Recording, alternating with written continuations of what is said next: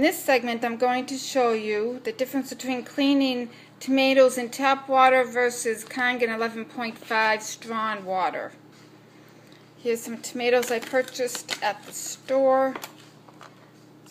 I'm going to put some in this glass and some in this glass.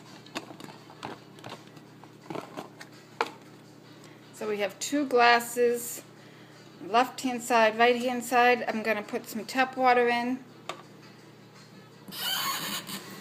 Here's the water coming out of the tap.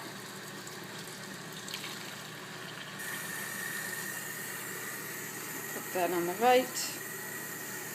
Then I'm going to change the tap up to the ionizer, set on a strong water. I'm going to get my other tomatoes, put them in the 11.5, put that down, shutting off the machine.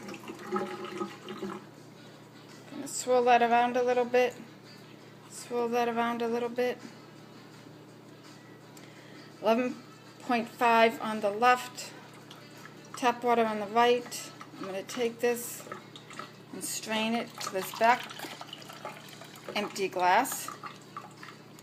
I'm going to take the 11.5 tomatoes, strain that into that back empty glass.